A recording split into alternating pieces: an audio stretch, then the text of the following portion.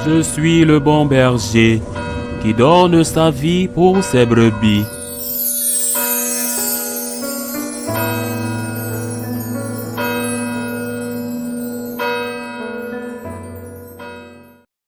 En ce temps-là, Jésus disait à ses apôtres, « Celui qui aime son père ou sa mère plus que moi n'est pas digne de moi. Celui qui aime son fils ou sa fille plus que moi n'est pas digne de moi. Celui qui ne prend pas sa croix et ne me suit pas n'est pas digne de moi. Qui a trouvé sa vie la perdra. Qui a perdu sa vie à cause de moi la gardera. Qui vous accueille m'accueille. Et qui m'accueille accueille celui qui m'a envoyé. Qui accueille un prophète en sa qualité de prophète recevra une récompense de prophète. Qui accueille un homme juste en sa qualité de juste recevra une récompense de juste. Et celui qui donnera à boire même un simple verre d'eau fraîche à l'un de ses petits en sa qualité de disciple, amen, je vous le dis, non, il ne perdra pas sa récompense. Acclamons la parole de Dieu. La divinité de Jésus ne se manifeste pas seulement à travers ses œuvres, ses miracles, son enseignement, et bien sûr, par sa mort sur la croix ainsi que sa résurrection. Ça se manifeste par sa mort parce qu'il a été jugé et condamné pour avoir proclamé qu'il était Dieu, et aussi par sa résurrection parce qu'elle est la certitude que cette affirmation n'était pas l'illusion d'un homme égaré, mais tout simplement parce que c'était la vérité. Le Christ est Dieu, mais il existe encore une autre preuve de sa divinité. C'est sa prétention à occuper la première place dans la vie de chacun de ses disciples. Seul Dieu a l'autorité et a le pouvoir de dire que celui qui aime son père ou sa mère plus que lui n'est pas digne de lui. Seul Dieu le peut, parce qu'il a le pouvoir sur nous. Les Juifs l'avaient parfaitement compris, puisque le premier commandement de la loi de Moïse est « Tu aimeras le Seigneur ton Dieu par-dessus de tout ». Naturellement, cela signifie aussi qu'il doit être aimé plus que toute personne. Seul Dieu peut te demander de l'aimer plus que quiconque et plus que toute chose. Lui seul peut l'exiger parce qu'il est Dieu. D'autant plus que ce qui est demandé explicitement, c'est que les amours les plus nobles, les plus beaux, les plus spontanés et les plus puissants soient subordonnés à l'amour de Dieu. Le Christ doit occuper la première place dans notre cœur. Le Christ est à la première place dans notre vie. Le Christ doit occuper la première place dans toutes choses dans notre vie. Voyons quelles en sont les conséquences. D'aimer son père et sa mère est très important, bien sûr. Le Seigneur ne dit pas de ne pas les aimer. Bien sûr, au contraire, il nous commande de les aimer. Et c'est le 4e commandement qui nous oblige à les aimer. Le commandement de Dieu, le 4e commandement dit « Tu aimeras ton père et ta mère ». Il est très important et nous devons le vivre. Mais Dieu vient en premier.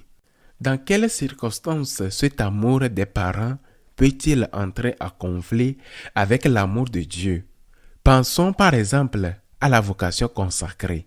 Je ne parle pas ici des situations extrêmes qui existent bel et bien, où un père âgé, privé de toute autre aide, n'a qu'un seul enfant pour prendre soin de lui et où cet enfant se sent appelé par Dieu. Ce sont des cas particuliers, limites qui demandent un discernement attentif en tenant compte de toutes les circonstances. Je parle plutôt des situations plus ordinaires. Une personne ressent l'appel et se consacre au Seigneur. Il veut se consacrer totalement au Seigneur, mais elle se dit, j'ai des attaches affectives. Je suis très lié à mes parents. Les personnes que j'aime plus, ce sont mes parents. Je ne peux pas les laisser, je ne peux pas les quitter, je ne peux pas les abandonner. Et si mes parents s'y opposent à ma vocation, que dois-je faire? La réponse est claire. Dieu passe avant tout. Dieu en première place. Dieu avant tout. Dieu doit occuper la première place dans nos vies. Ou bien, je suis déjà entré au séminaire, ou même je suis déjà prêtre, mais je n'arrive pas à couper le cordon ombilical avec ma mère. Eh bien, Dieu vient en premier. Dieu doit occuper la première place.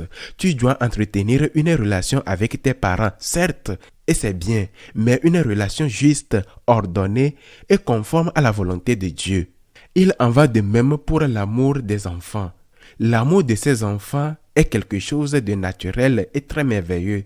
Il est bon d'aimer ses enfants, il est bon de se préoccuper pour eux, mais que se passerait-il si cet amour passait avant l'amour de Dieu? On pourrait alors voler, voire tuer, tromper, être une personne fausse, sous prétexte de vouloir assurer le bien de sa famille. Aimer sa famille, c'est très bien, mais Dieu en premier. Tu veux davantage d'argent pour offrir un meilleur avenir à ton enfant? Alors, tu dois voler, ou même tuer. Non, Dieu avant tout. Mais je ne le fais pas pour mes enfants, oui, mais Dieu vient avant tout. Et c'est lui qui dit, tu ne tueras pas et tu ne voleras pas.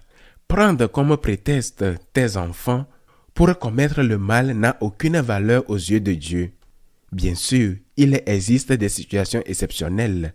Si quelqu'un menace de tuer ton enfant, tu dois le défendre. Mais ce sont des cas très limités auxquels je ne pense pas que le Seigneur fait référence ici. Cependant, ce qui suit est encore plus exigeant. Celui qui ne prend pas sa croix de chaque jour pour me suivre n'est pas digne de moi. Et que signifie cela? Que signifie porter sa croix de chaque jour? C'est accueillir la croix qui revient sans cesse et celle qui surgit de manière inattendue. La croix prévue comme la croix imprévue. Que signifie donc porter sa croix? Tout d'abord, cela signifie l'acceptation en union avec Dieu. L'accepter par amour pour lui, avec lui et grâce à sa force, car sans sa grâce, nous ne pouvons accomplir le bien. Accepter la croix sans tomber dans le désespoir. Et c'est là qu'intervient un second aspect qui nous demande d'accepter sans désespoir et que de continuer à croire que ce que je ne comprends pas, qu'il s'agit d'une souffrance physique, d'une épreuve morale, d'un problème familial ou d'une difficulté économique est permis par Dieu, aussi douloureux que cela puisse être.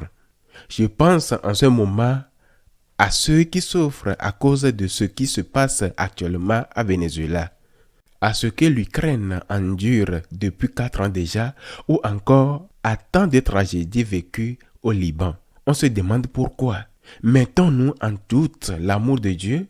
Porter la croix, c'est accepter ce mystère. La croix ne consiste pas seulement à accepter la souffrance, elle consiste aussi à accepter le mystère de savoir pourquoi Dieu permet cette souffrance. Car telle fut la croix du Christ. Sa croix ne fut pas seulement de porter le bois jusqu'au calvaire. Elle ne fut pas seulement de recevoir les coups de fouet. Elle ne fut pas seulement d'être transpercée et clouée sur la croix. La croix atteint sa plénitude lorsque le Seigneur s'écrie « Mon Dieu, pourquoi m'as-tu abandonné ?»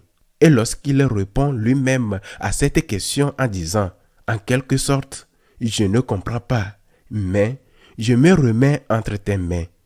Je me confie à toi.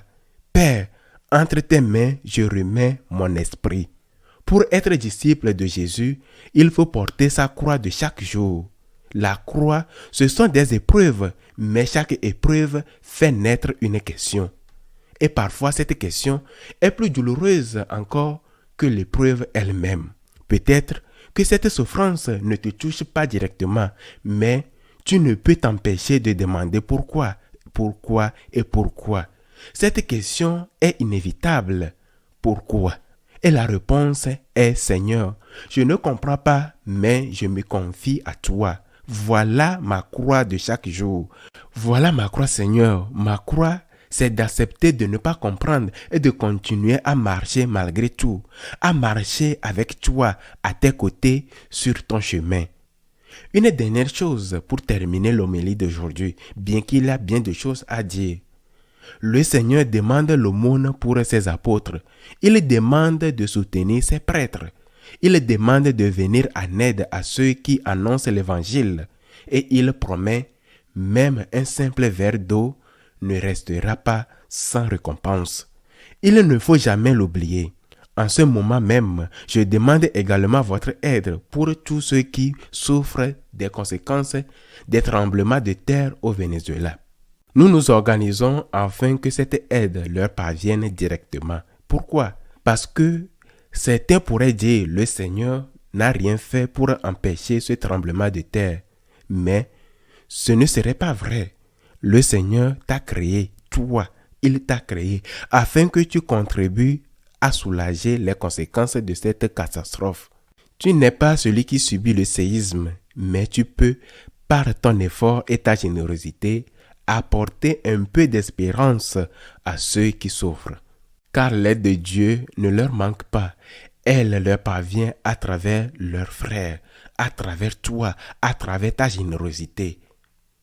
Acceptons donc notre croix de chaque jour et disons au Seigneur, Seigneur, dans cette souffrance, dans cette épreuve, je ne m'éloigne pas de toi. Ma croix, c'est de ne pas comprendre, mais Seigneur, je mets toute ma confiance en toi. Qu'il soit ainsi.